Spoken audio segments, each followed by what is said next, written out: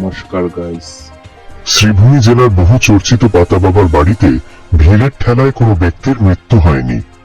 সামাজিক মাধ্যমে মৃত্যুর ভুয়ো খবর ছড়িয়ে পড়ায় বেশ চাঞ্চল্য দেখা গিয়েছিল। বাস্তবে দু একজন আহত হওয়ার খবর পাওয়া গেছে।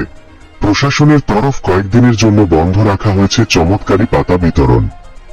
ঘটনাটি শনিবার শ্রীভূমি জেলার রামকৃষ্ণনগর বিধানসভা এলাকার গড়ের বন্ধ গ্রামে সংগঠিত হয়েছে। কথিত চমৎকারী শক্তির অধিকারী পাতা বাবা তথা সত্যবাবু সিংহের আশ্রমে পাতা নেওয়ার জন্য এদিন লক্ষাধিক ভক্তের ভিড় জমে। অত্যধিক ভিড়ের জেরে হঠাৎ ঠেলাঠেলি শুরু হলে পদপিষ্ট হয়ে শিশু সহ কয়েকজন গুরুতর আহত হন। তবে সোশ্যাল মিডিয়ায় মৃত্যুর গুজব ছড়ালেও প্রশাসনের পক্ষ থেকে জানানো হয়েছে এখনো পর্যন্ত কারো মৃত্যুর খবর মেলেনি। স্থানীয় সূত্রে জানা গেছে কিছুদিন ধরে জঙ্গলের বিশেষ পাতা দিয়ে সত্যবাবু সিংহ অসুস্থ মানুষকে সুস্থ করে তুলছেন বলে দাবি করা হচ্ছে।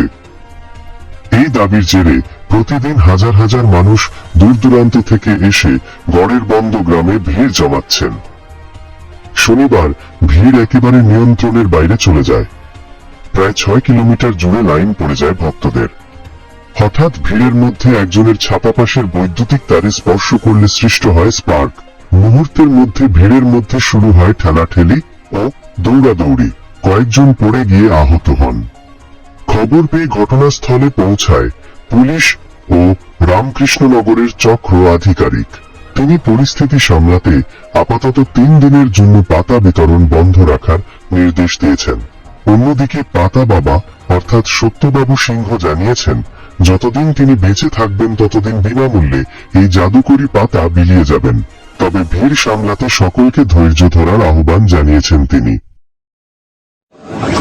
কি হয়েছে এখানে আজকে?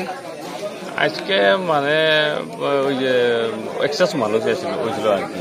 এক্সেস মানুষ হওয়ার পরে কন্ট্রোল করা গেছে না, পুলিশও মানে কন্ট্রোল করতে পারছে না।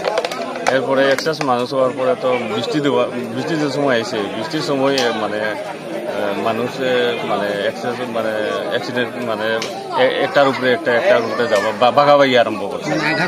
আঘাত পাইছে বহুত মানুষ, বেশিরভাগ ছোট বাচ্চারা, যেটা ছোট বাচ্চারা। কোনো মানুষের মৃত্যু হয়েছিল না, মৃত্যু হয়েছে না। না, মানুহ মৰা খবৰটো চাওক, আমি এতিয়ালৈকে একো পোৱা নাই। মই নিজে স্পটত আছো, হস্পিটেলৰ লগত আমি টাই আপ কৰিছো। এতিয়ালৈকে তেনেকুৱা বাতৰি যোনটো ওলাইছে সেইটো সঁচা নহয় বুলিহে ক'ব পাৰিম। এতিয়ালৈকে আমি কোনো তেনেকৈ ডেড বডি পোৱা নাই। আজিৰ পৰা আমি আমাৰ ডিচি ছাৰৰ লগতে পাতিছো। আমি 3-4 দিনৰ কাৰণে মানে এইটো আমি অলপ স্থগিত ৰাখিবলৈ বিচাৰিছো। 3-4 দিনৰ ভিতৰত আমি অলপ ৰুলছ ৰেগুলেশ্যন গাইডলাইনখিনি অলপ বনাই লওঁ। তাৰ পিছৰ পৰা আমি আকৌ মানে এইটো নতুনকৈ আমি জনাম আৰু ৰাইজক।